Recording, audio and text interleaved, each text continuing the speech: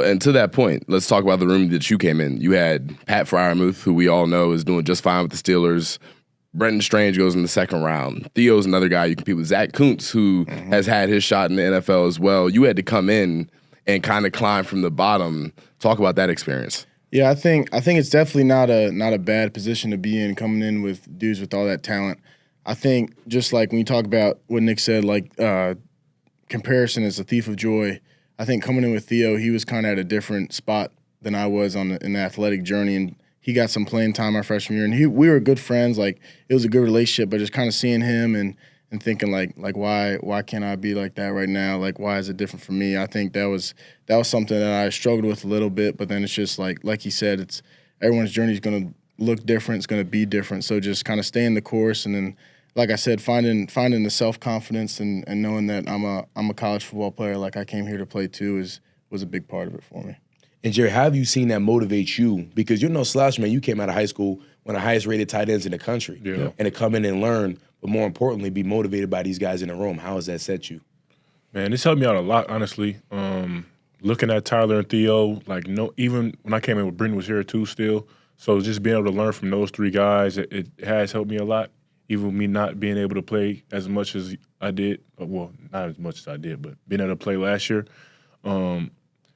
So for me, like Ty said, just not comparing my journey to anyone else's, just focusing on myself. That's something that I'm still working on right now because, like you said, being surrounded by a lot of guys that are as talented as you or maybe more talented than you that may not have put that much work in, you got to just stay locked in on yourself. So that's something that I'm still continuing to work on and just continue to build my confidence every day, which I feel like I'm growing on in that aspect. Just throughout the season, too, just every week of practice, I feel like I'm getting better and just continue to grind at that because I know at some point my time going to come, so I'm just staying ready. And I think if you're a recruit and you're looking for a place to go play football and you're making these evaluations, in 2023, you see so many kids hit that portal early. Some of them have good reason to. I'm not going to say they're all bad transfers because they're not.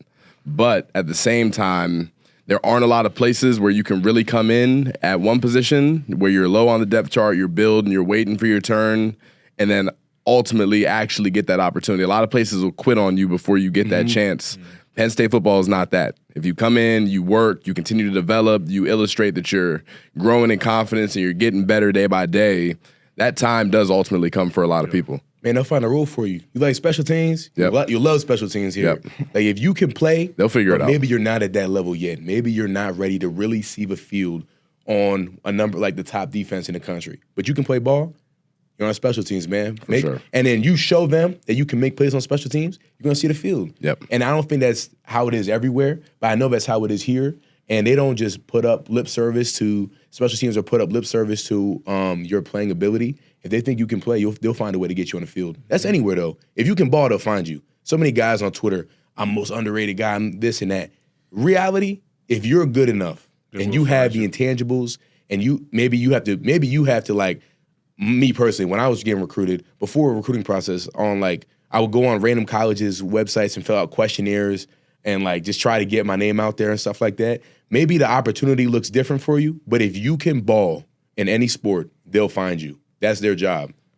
And I know that's tough for some guys to hear because they didn't get an opportunity they wanted. But if you can ball, especially now in the NFL, all these scouts getting paid all these dollars and stuff like that, they're going to find you. Right. You know what I mean? And I completely agree. And more often than not, I think it's a challenge in 2023 with how visible everything is. And the things that you see as a young recruit when things aren't going how you want them to are always kids who are balling and they got 40 offers and look at them at the opening and all these things. That's not reality for most of the guys that you see playing on Sundays. They have to go through some type of adversity. Somebody sleeps on them.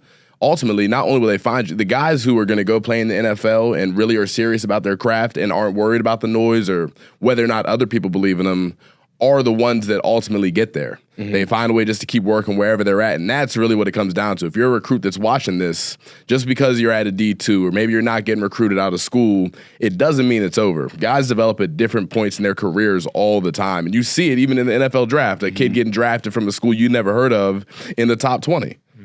So... And I don't know about you. You're not a ranking guy. Like when you were in high school, you weren't really worried about any of that. Yeah, I was like a 3-star.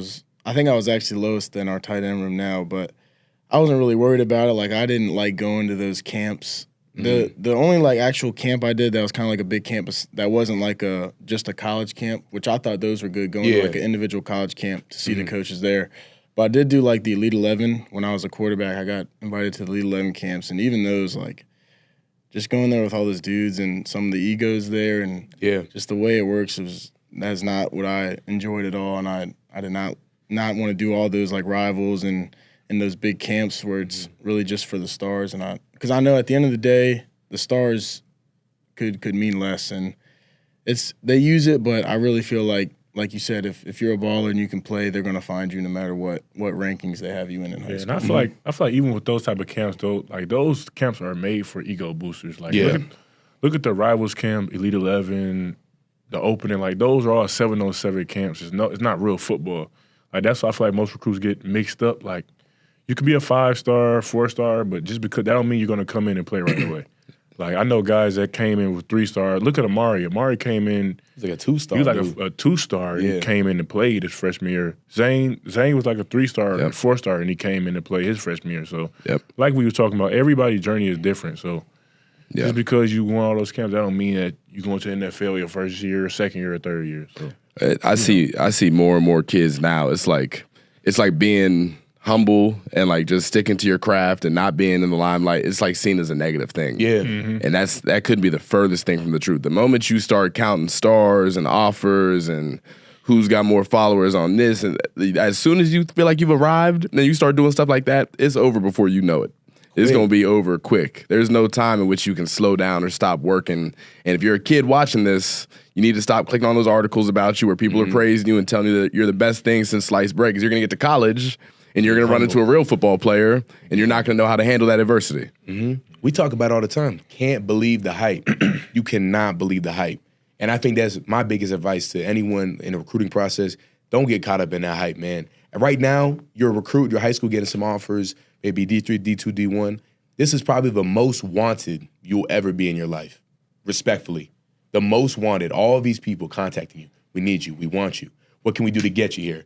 That don't happen to everybody. Enjoy the process, man. It's dope. It's cool to be able to go to any school in the nation, be able to visit somewhere, and they want to offer you a full ride scholarship or offer you money to go play football there. That's the dream.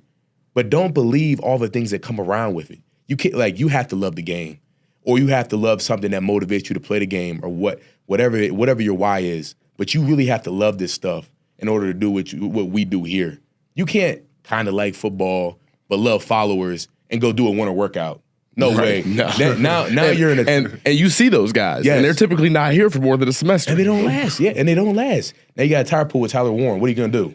Right. But you were just trying to hit Nittany Nation. Corvette. Right. Yeah. Yeah. Give me the 6,000 followers, Nittany Nation.